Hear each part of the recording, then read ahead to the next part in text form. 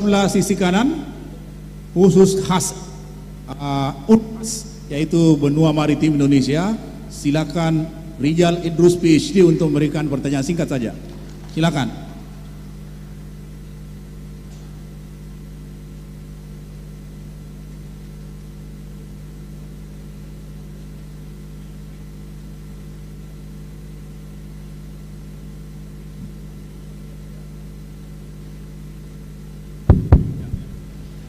Ya baik, terima kasih. Assalamualaikum warahmatullahi wabarakatuh.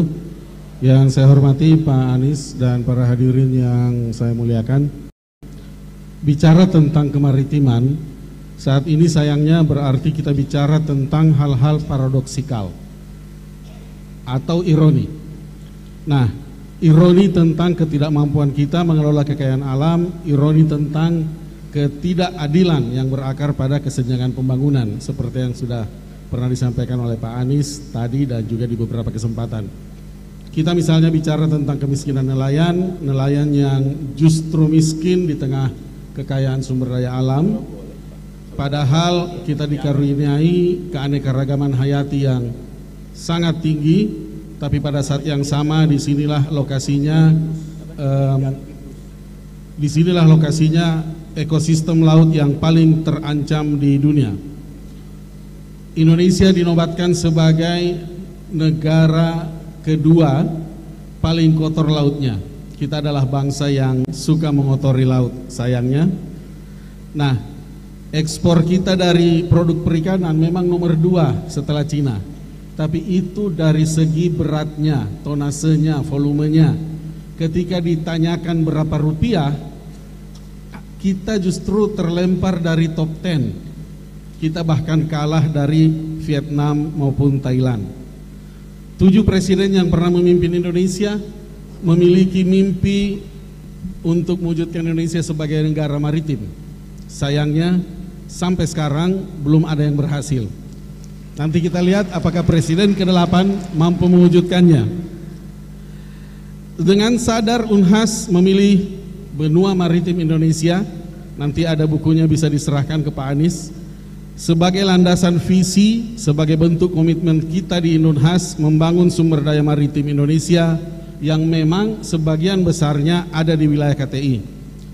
Terakhir, salah satu masalah kunci memang adalah terletak pada politik anggaran. Dari 34 kementerian yang ada di dalam pemerintahan sekarang, itu ada 2 kementerian yang mendapat mandat khusus mengurus laut. Tapi kalau kita lihat politik anggarannya, kita ulik anggarannya dalam APBN 2023 misalnya, Kementerian Kelautan dan Perikanan itu hanya mendapatkan 6-7 triliun. Sementara Kemenko Maritim dan Investasi itu kurang dari 1 triliun. Totalnya itu hanya sekitar 8 triliun dari jumlah APBN yang 3.000 triliun. Saya hitung itu 0,27%. Dengan postur anggaran seperti ini, bagaimana kita berharap mau mengurus wilayah kedaulatan yang 70% itu? Pertanyaan saya, ya kalau misalnya nanti Tuhan menentukan, insya Allah, apa yang Pak Anies bisa lakukan untuk mengadres persoalan-persoalan itu, membalik paradoks tersebut berbekal dengan apa yang dikurani Tuhan kepada kita, kepada bangsa ini, dan membalik semua paradoks-paradoks yang saya sampaikan tadi. Terima kasih.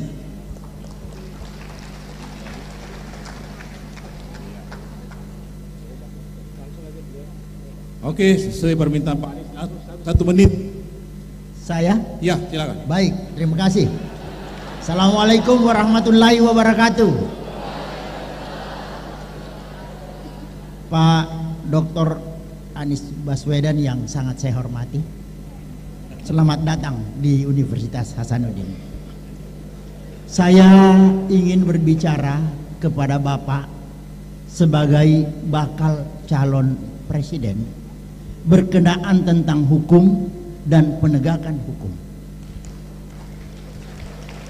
Yang pertama, Pak, dirasakan oleh masyarakat kita dewasa ini bahwa penegakan hukum itu bersifat diskriminatif.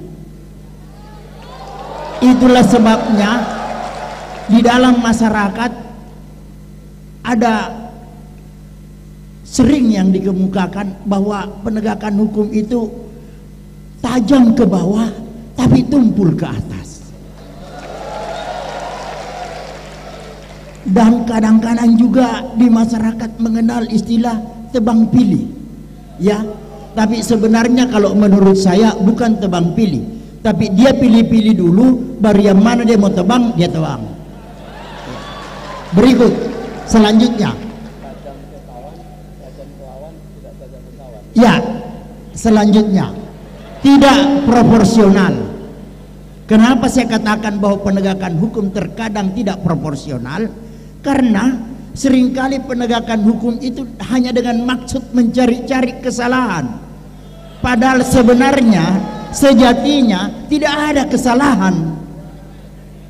Yang terakhir, substansi hukum yang dilahirkan itu dikeluhkan masyarakat oleh karena produk hukum itu tidak berpihak kepada masyarakat kecil. Oke, ya. Pertanyaan saya kepada Bapak Anies Baswedan yang sangat saya hormati, jikalau Allah menakdirkan Bapak menjadi kepala negara, menjadi presiden, kiranya hal-hal apa yang Bapak akan lakukan untuk agar hal-hal yang saya sebutkan tadi tidak terjadi di tengah-tengah masyarakat, karena hal itu akan sangat mengganggu dan menimbulkan ketidakpercayaan kepada pemerintah, hukum, dan masyarakat. Demikian, terima kasih Pak Anies. Ya. Semoga kita bisa bertemu pada kesempatan yang lain. Selanjutnya, saya ke kiri dulu, Profesor Sukri Tamad, dekat di situ. 1 menit.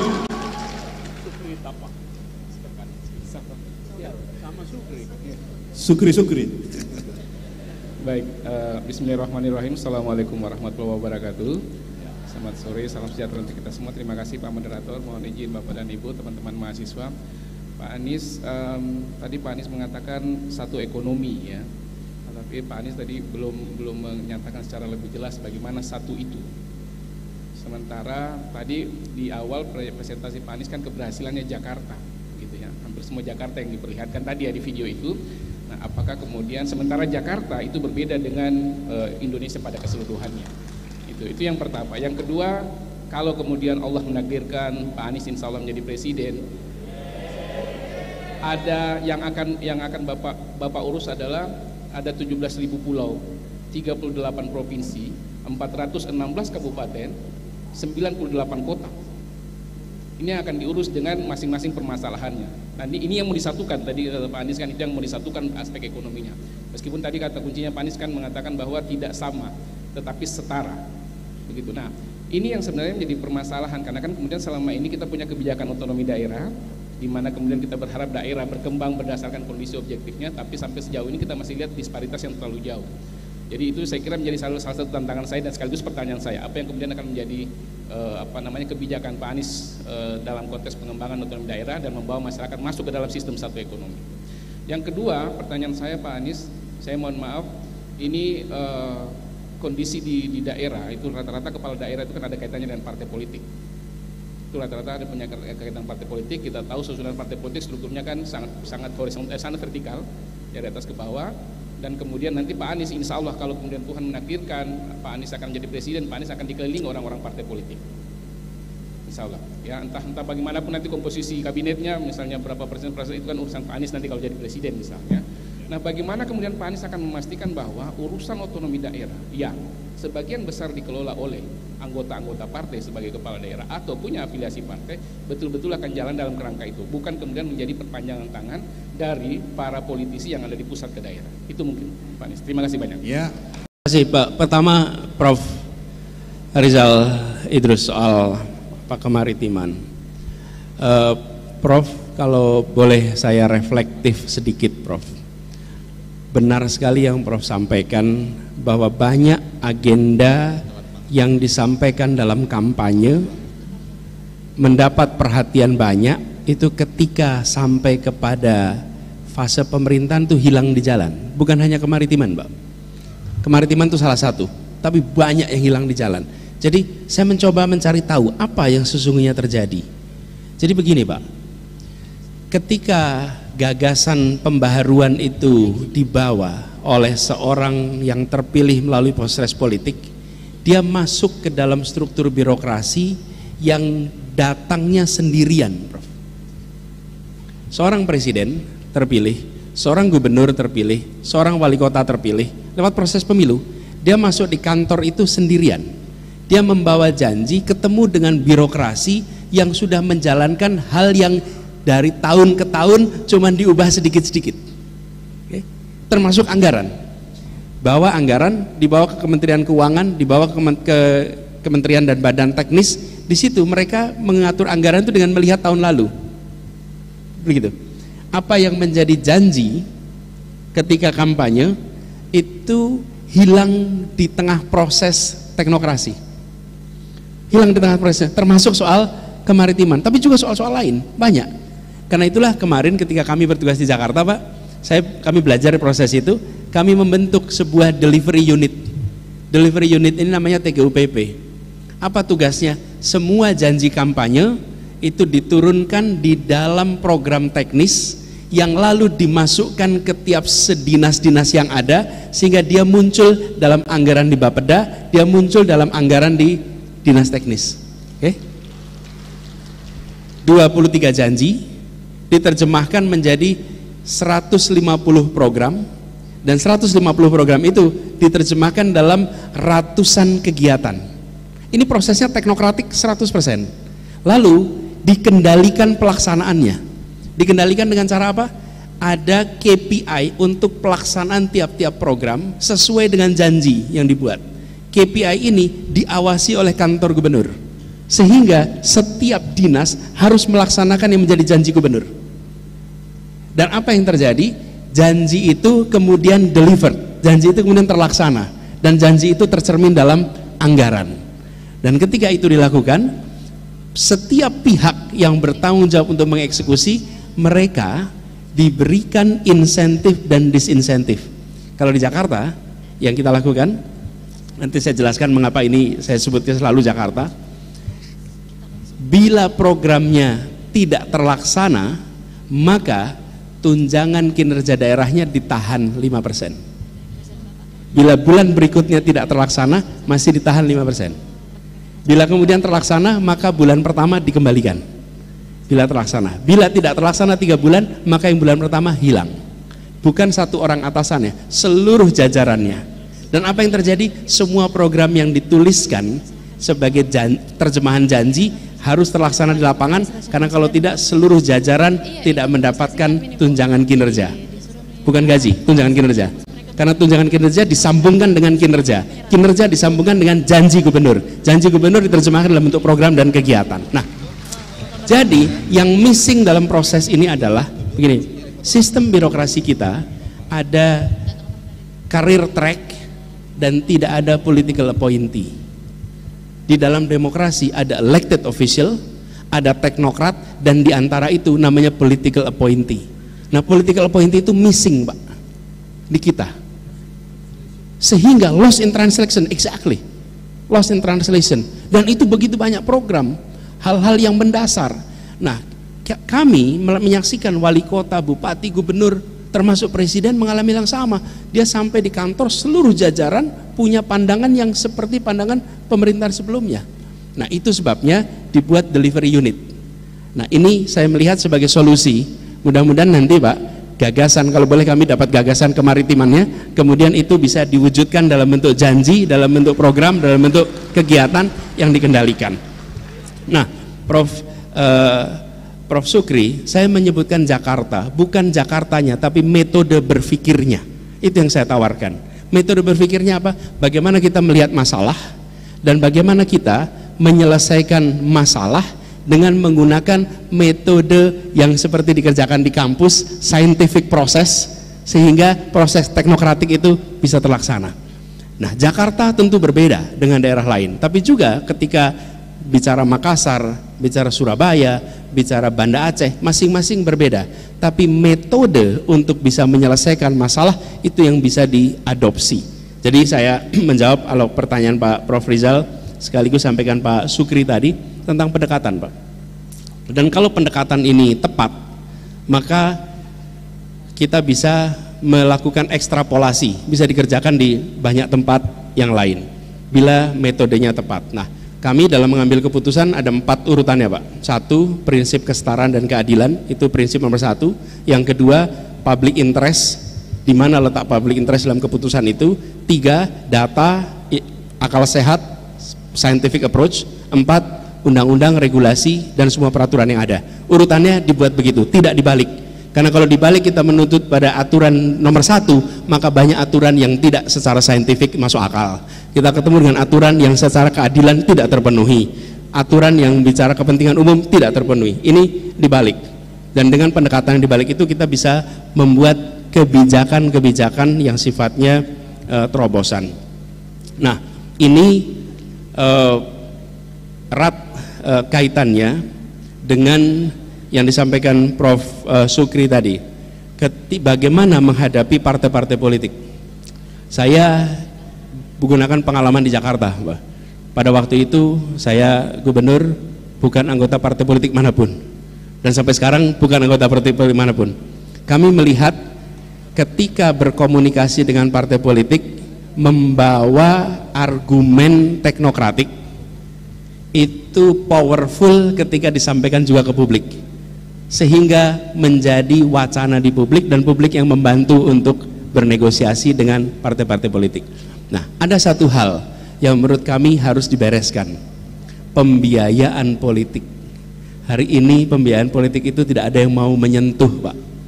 Dalam kenyataannya menjalankan universitas, ini Pak Rektor tahu persis, ongkosnya jelas, tenaga adminnya, listriknya, airnya itu ada. Kita saat ini menganggap partai politik yang ada biayanya kita tutup mata, kita nggak mau peduli bagaimana mereka harus menutup biayanya. Menurut kami sudah harus ada reform di situ, sehingga partai politik bisa beroperasi dengan sehat dan tidak menugaskan wali kota, bupati, gubernur, anggota DPR untuk melakukan fundraising lewat APBD dan APBN. Nah, mereka semua dapat tugas. Kenapa? Karena partainya harus dibiayai. Nah, sementara kita rame-rame tutup mata, seakan-akan partai nggak perlu biaya. Nggak bisa. Partai itu harus bayar listrik, harus bayar telepon, bayar staff, bayar air. Itu fakta. Nah, selama pembiayaan ini tidak dipikirkan dengan serius, dan political financing, party financing is nothing new. Di semua negara demokrasi pasti ada pengaturan itu. Nah, kita harus masuk wilayah itu, Pak, untuk menyelesaikan problem bagaimana daerah itu, kepala-kepala daerah dikendalikan oleh istilah Bapak tadi dari pusat. Lalu Pak Prof. Said Karim, soal hukum, Bapak bercerita tentang ada pihak yang selalu dicari-cari kesalahannya. Rasanya saya punya contoh banyak tuh, Pak, soal itu, Pak. saya tahu, Pak, yang begitu-begitu tuh, Pak. Jadi rasanya memang bukan rasanya, ini memang harus dikoreksi. Dan dimulai dari mana? Harus ada arah kepemimpinan. Arah kepemimpinan memberikan tegas ke bawah seluruhnya, value apa yang dipegang. Saya berikan ilustrasi, Pak. Kalau Anda memimpin 10 orang, maka setiap orang Anda berikan tugas. Si A tugasnya ini, si B tugasnya ini, si C tugasnya ini. Kalau Anda memimpin 10 orang. Kalau Anda memimpin 200 orang, maka Anda berikan struktur organisasi, SOP, dan target. Lalu 200 orang itu bisa bekerja. Tapi kalau Anda memimpin 200.000 orang, apalagi memimpin 270.000 orang, maka Anda tidak bisa kasih tugas setiap orang. Anda tidak bisa sekedar struktur organisasi. Anda harus membuat tata nilai yang diikuti oleh semua pemimpin-pemimpin yang ada di dalamnya. Mereka mengikuti tata nilai. Selama kepemimpinan tidak menegaskan nilainya, maka yang ada di bawah akan jalan sendiri-sendiri dengan kepentingannya masing-masing. Ini harus dikembalikan di Republik ini. Nilai ini pegang. Dan kalau nilai itu dipegang, maka ke bawah itu menurun. Saya tidak punya contoh pengalaman polisi, kejaksaan, pengadilan, karena saya tidak punya jurisdiksi itu. Tapi saya punya jurisdiksi Satpol PP. Dan Satpol PP di Jakarta dulu dikenal dengan Satpol PP yang tega. Betul tidak? Tega untuk melakukan penegakan hukum. Lalu saya kumpulkan Pak Satpol PP ini. Kenapa kalian ini justru menjadi alat bagi mereka yang kaya? Kenyataannya nih, mereka yang makmur terbantukan, terjaga, tapi mereka yang di bawah itu tidak. Dan ditegaskan bahwa tugas Anda menegakkan peraturan dan memberikan rasa tenang kepada mereka yang di bawah. Dan ketika proses rekrutmen mencari pimpinan Satpol PP, ketemu petugas potensial, dipilih jadi kepala Satpol PP, yang dipilih adalah seorang yang dulu ayahnya adalah pedagang buah di Jakarta, yang masa kecilnya menyaksikan ayahnya dikejar-kejar oleh terantip. Oke. Anda sekarang kepala Satpol PP, Anda rasakan dulu ketika masih kecil bagaimana ayah Anda dikejar-kejar oleh petugas Satpol PP. Sekarang nilai yang Anda harus berikan adalah cari jalan keluar agar yang kecil tetap bisa hidup tanpa harus disingkirkan dan ditutup mata pencahariannya. Oke? Begini, observasi, kalau yang makmur melanggar biasanya karena keserakahan. Oke? Tapi kalau yang miskin melanggar biasanya karena kebutuhan. Beda sekali solusinya. Yang melanggar karena keserakahan, hukumannya adalah hukuman yang menjerakan. Itu cara mencegahnya, hukuman menjerakan.